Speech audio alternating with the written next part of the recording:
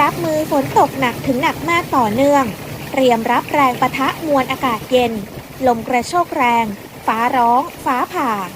ฝนฟ้าอากาศพายุสวัสดีค่ะวันเสาร์ที่ 7 ตุลาคม 2566 มาร่วมกันติดตามรายงานสภาพอากาศจากกรมอุตุนิยมวิทยาและเว็บไซต์ต่างประเทศกับหอกระจายข่าวชาวบ้านค่ะถึงแม้จะก้าวเข้าสู่ในช่วงปลายฤดูฝนก้าวเข้าสู่ต้นฤดูหนาวแต่หลายพื้นที่ยังคงมีฝนฟ้าคะนองกับมีฝนตกหนักถึงหนักมากอย่างต่อเนื่องสถานการณ์มวลน้ำสะสมหลายพื้นที่เข้าขั้นวิกฤตบางพื้นที่ยังคงมีน้ำท่วมขังอาคารบ้านเรือนพื้นที่การเกษตรและถนนหลายสายถูกน้ำกัดเซาะจนชำรุดเสียหายซึ่งในวันนี้บริเวณประเทศไทยของเรายังคงมีฝนฟ้าคะนองกับมีฝนตกหนักบริเวณภาคตะวันออกเฉียงเหนือตอนล่างภาคกลางกรุงเทพมหานครและปริมณฑลรวมถึงภาคตะวันออกและจะมีฝนตกหนักมากบางพื้นที่ในบริเวณภาคเหนือและภาคใต้โดยเมื่อดูโมเดลควบคู่กันไปจะเห็นได้ว่าอิทธิพลของร่องมรสุมที่พาดผ่านบริเวณภาคเหนือตอนล่างภาคกลางและภาคตะวันออกเฉียงเหนือโดยมีหย่อมความกดอากาศต่ำที่ปกคลุมทางด้านทิศตะวันตกของประเทศประกอบกับมรสุมตะวันตกเฉียงใต้ยังคงพัดปกคลุมทะเลอันดามันภาคใต้และอ่าวไทยปัจจัยดังกล่าวจึงส่งผลทำให้ลักษณะอากาศรายภาคในวันนี้บริเวณภาคเหนือจะมีฝนฟ้าคะนองร้อยละ 70 ของพื้นที่และมีฝนตกหนักถึงหนักมากบางแห่งบริเวณจังหวัดแม่ฮ่องสอนเชียงใหม่ลำพูนลำปางตากสุโขทัยกำแพงเพชรอุตรดิตถ์พิษณุโลกพิจิตรและเพชรบูรณ์อุณหภูมิสูงสุด35 องศาเซลเซียสลมแปรปรวนความเร็ว 5-15 กิโลเมตรต่อชั่วโมงภาคตะวันออกเฉียงเหนือมีฝนฟ้าคะนองร้อยละ 80 ของพื้นที่และมีฝนตกหนักบางแห่งบริเวณจังหวัดหนองคายอุดรธานีสกลนครนครพนมชัยภูมิขอนแก่นกาฬสินธุ์มุกดาหารมหาสารคามและนครราชสีมาอุณหภูมิสูงสุด33 องศาเซลเซียสลมแปรปรวนความเร็ว 10-20 กิโลเมตรต่อชั่วโมงภาคกลางมีฝนฟ้าคะนองร้อยละ 80 ของพื้นที่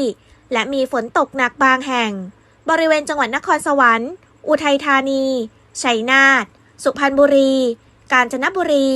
ลพบุรีสระบุรีราชบุรีนครปฐมสมุทรสงครามและสมุทรสาครอุณหภูมิสูงสุด34 องศาเซลเซียสลมแปรปรวนความเร็ว 10-20 กิโลเมตรต่อชั่วโมงภาคตะวันออกมีฝนฟ้าคะนองร้อยละ 80 ของพื้นที่และมีฝนตกหนักบางแห่งบริเวณจังหวัดนครนายกปราจีนบุรีฉะเชิงเทราชลบุรีระยองจันทบุรีและตราดอุณหภูมิสูงสุด35 องศาเซลเซียสลมตะวันตกเฉียงใต้ความเร็ว 15-35 กิโลเมตรต่อชั่วโมงทะเลมีคลื่นสูง 1-2 เมตรบริเวณที่มีฝนฟ้าคะนองคลื่นสูงมากกว่า2 เมตรภาคใต้ฝั่งตะวันออกมีฝนฟ้าคะนองร้อยละ 60 ของพื้นที่และมีฝนตกหนักถึงหนักมากบางแห่งบริเวณจังหวัดชุมพรสุราษฎร์ธานีนครศรีธรรมราชพัทลุงสงขลา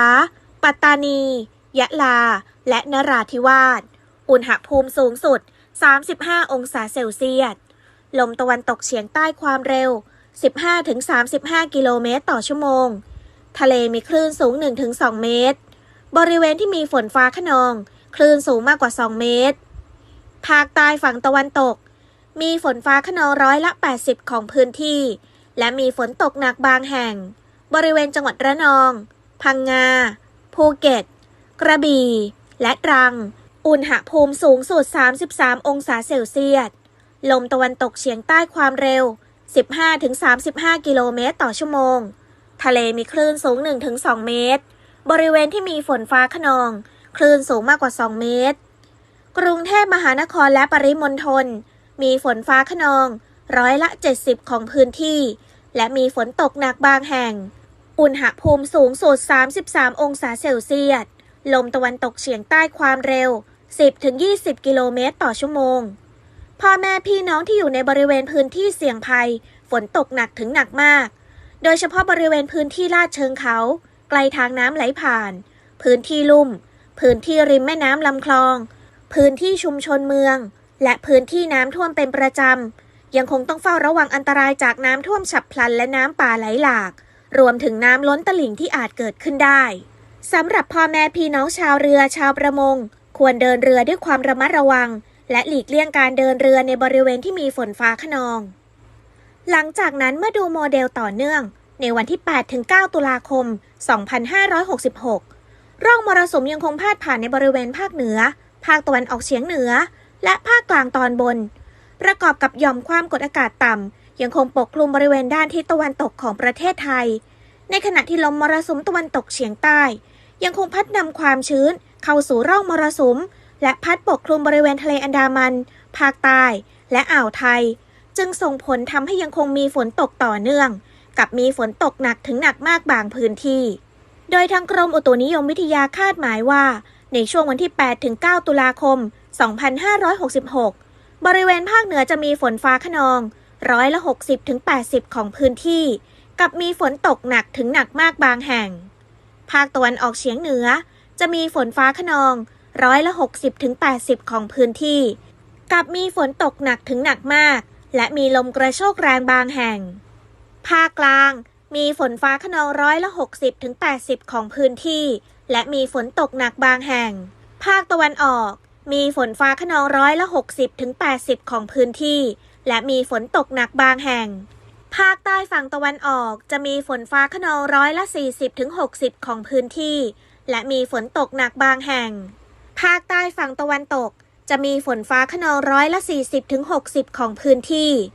กรุงเทพมหานครและปริมณฑลจะมีฝนฟ้าคะนอง40-60%ของพื้นที่และมีฝนตกหนักบางแห่ง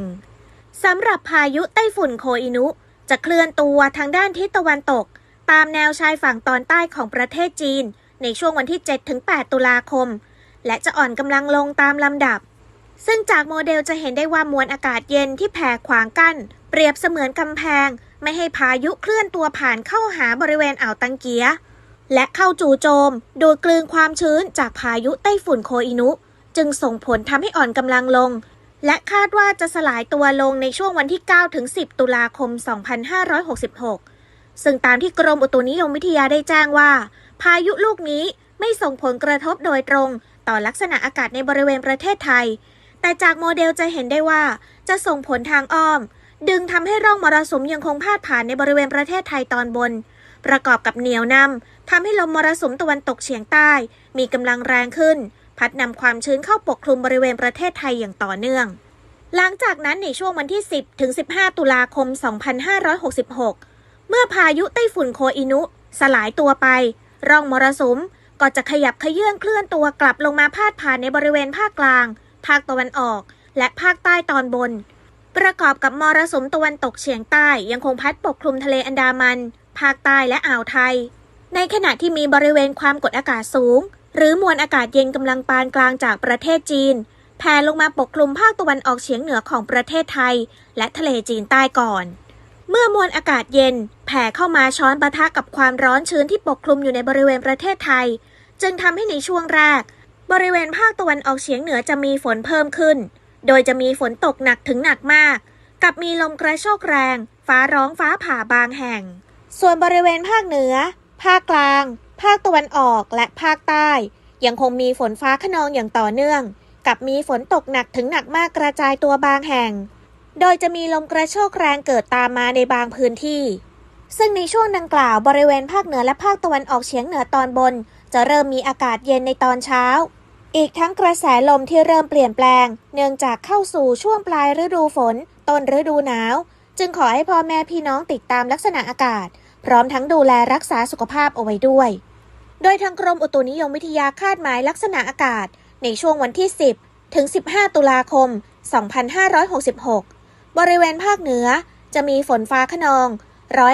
40-60%ของพื้นที่ภาคตะวันออกเฉียงเหนือจะมีฝนฟ้าคะนอง20-30%ของพื้นที่กับมีลมกระโชกแรงและมีฝนตกหนักบางแห่งภาคกลาง จะมีฝนฟ้าคะนอง60 ถึง 80ของพื้นที่และมีฝนตกหนักบางแห่งภาคตะวันออกจะมีฝนฟ้าคะนอง60 ถึง 80ของพื้นที่และมีฝนตกหนักบางแห่งภาคใต้ฝั่งตะวันออกจะมีฝนฟ้าคะนอง60 ถึง 70ของพื้นที่และมีฝนตกหนักบางแห่งภาคใต้ฝั่งตะวันตกจะมีฝนฟ้าคะนอง60 ถึง 70ของพื้นที่และมีฝนตกหนักถึงหนักมากบางแห่งกรุงเทพมหานครและปริมณฑลมีฝนฟ้าคะนอง70 ถึง 80ของพื้นที่และมีฝนตกหนักถึงหนักมากบางแห่งจากแนวโน้มลักษณะอากาศรายภาคดังกล่าวจะเห็นได้ว่าบริเวณภาคเหนือและภาคตะวันออกเฉียงเหนือภาพรวมจะมีฝนลดลงเนื่องจากอิทธิพลของมวลอากาศเย็นแต่ในช่วงแรกบริเวณภาคเหนือและภาคตะวันออกเฉียงเหนือต้องระวังฝนฟ้าคะนองลมกระโชกแรงและฟ้าร้องฟ้าผ่าที่อาจเกิดขึ้นจากอิทธิพลของมวลอากาศเย็นที่แผ่เข้ามาปะทะกับความร้อนชื้นนั่นเองส่วนบริเวณภาคกลางภาคตะวันออกและภาคใต้